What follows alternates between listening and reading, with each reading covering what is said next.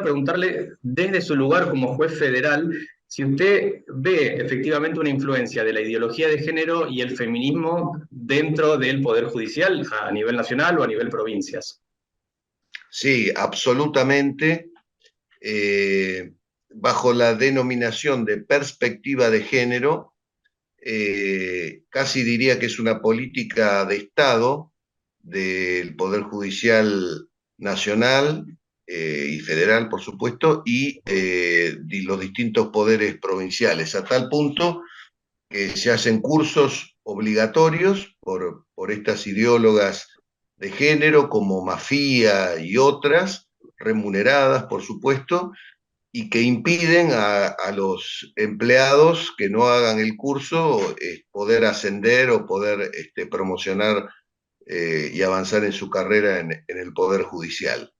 O sea que esto es, yo diría, no es solo una influencia, sino que es una política de que el Poder Judicial debe capacitarse en lo que se denomina perspectiva de género, que no es otra cosa que la incorporación en los estándares judiciales de la ideología de género para resolver las cuestiones que los jueces, fiscales, defensores, funcionarios judiciales tengan a su cargo. Eso por un lado, digamos, es la influencia que diríamos institucionalizada dentro Ujú. de los poderes judiciales que, como usted sabe, se dividen en el nacional y federal y los poderes judiciales provinciales, ¿no es cierto? Por otro lado, hay esta presión social a través de las organizaciones de derechos humanos, a través de las organizaciones feministas, ONGs, con financiación desde el exterior y con financiación del propio Estado Nacional, que presionan o hacen denuncias a los jueces, a los magistrados, a los funcionarios fiscales, defensores, etcétera, cuando resuelven sin adaptarse al criterio de estas personas a esta ideología de género y se promueven distintas denuncias.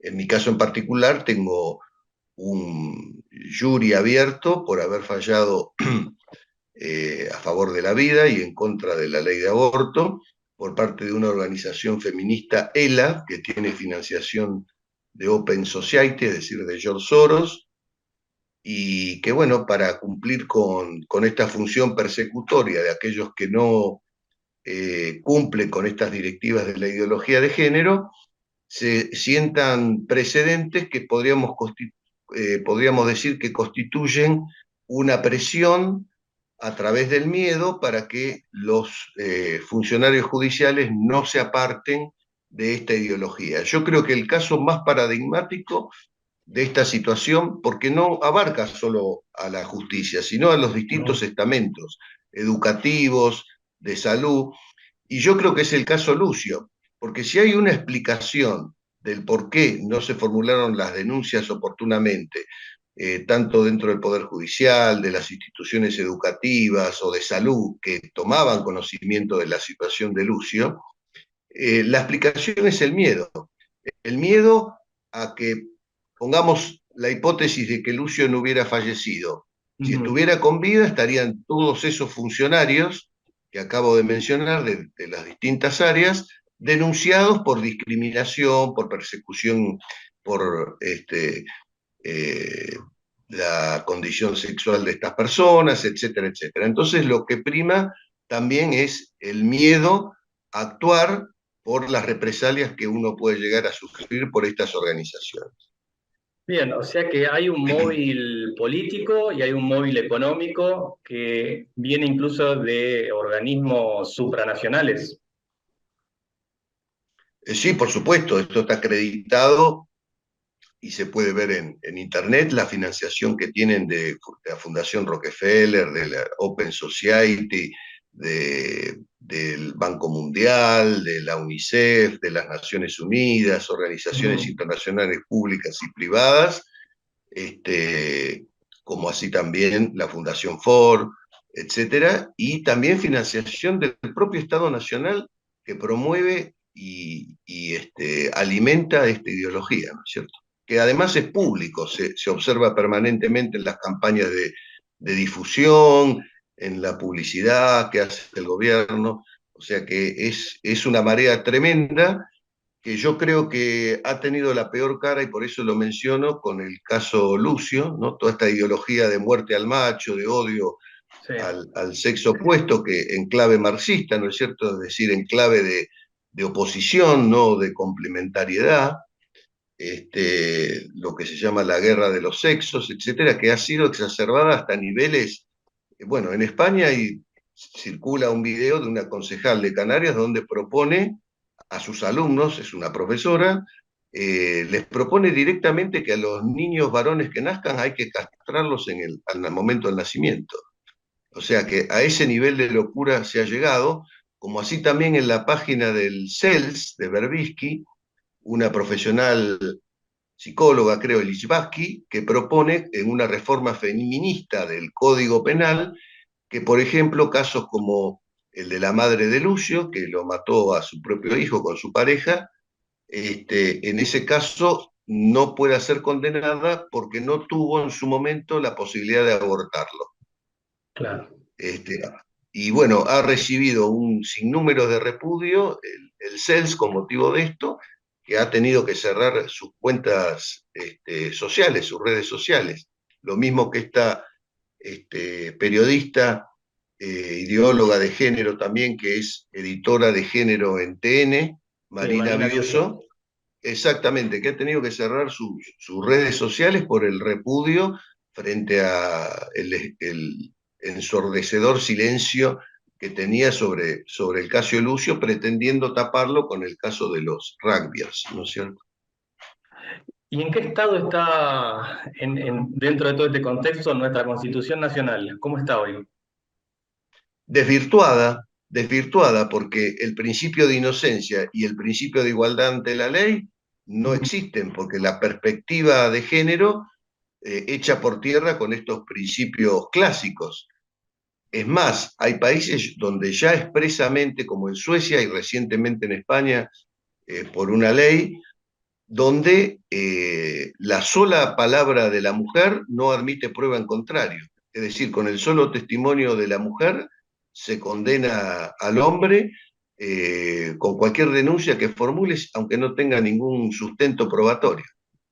O sea que se ha invertido la carga de la prueba. Hoy el hombre, por ejemplo, si es acusado, tiene que demostrar que es inocente.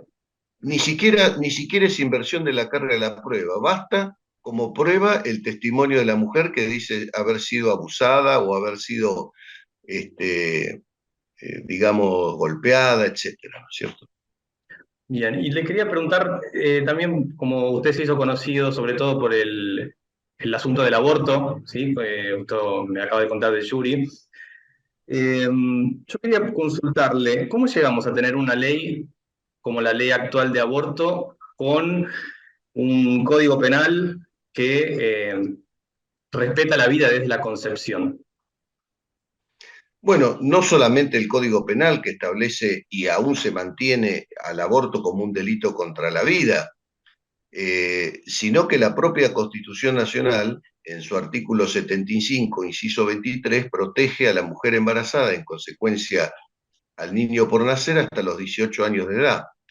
Y el mismo artículo 75, inciso 22, remite a los tratados internacionales, Ujú. tanto el Pacto de San José de Costa Rica como el Tratado de los Derechos del Niño, que establecen también la protección de la vida del niño por nacer desde la concepción hasta su muerte natural. Y el propio Código Civil, en el artículo 19 reformado, posterior, esto es muy importante, posterior al fallo FAL de la Corte, que había reconocido en un error tremendo, a mi criterio, había transformado un delito, que era el aborto, en un derecho.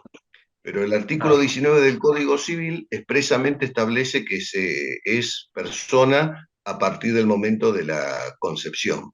Por lo tanto, ya ese fallo ha quedado desvirtuado. Y en definitiva, la ley toma ese fallo, lo replica de alguna manera, a pesar de las advertencias, primero durante el gobierno de Macri, que fue el que elevó la ley para ser sí. tratada, que se aprobó en diputados, Y yo recuerdo que en el debate el fallecido doctor Badeni les advirtió a los legisladores que si se sancionaba una ley de esa naturaleza iba a ser inconstitucional, que para sancionar una ley de aborto se debía derogar la Constitución, modificarla y denunciar los tratados internacionales, cosa que no se hizo. Pero como hay mucha financiación externa para lograr esta ley, como usted sabe, a posteriori de ese intento de Macri, en medio de la pandemia y sin posibilidad por parte de la mayoría de los argentinos que se oponía a la ley de manifestarse, entre gallos y medianoche se sancionó la ley de aborto que está hoy vigente. ¿Usted piensa que todo esto que estuvimos comentando, las presiones internacionales, el financiamiento tanto externo como interno, ¿usted piensa que la gente sabe de esto o todavía sigue pensando que por ahí son teorías conspiranoicas? No, la gente está, en general, está muy dormida y muy desinformada.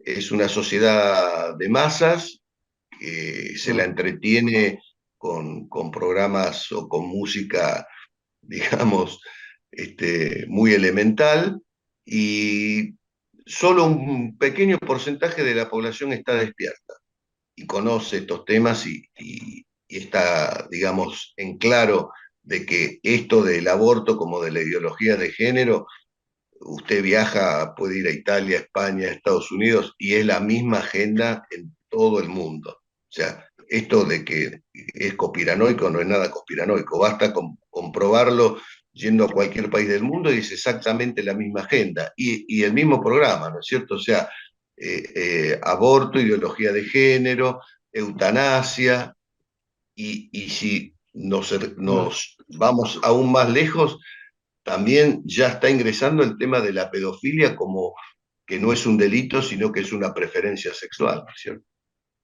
Claro. Doctor, por último, ¿por qué usted se animó a hablar sabiendo el riesgo que corre tanto usted como su cargo, ¿no? Sí, porque es mi función, yo he jurado por la Constitución y creo que la verdad hay que defenderla.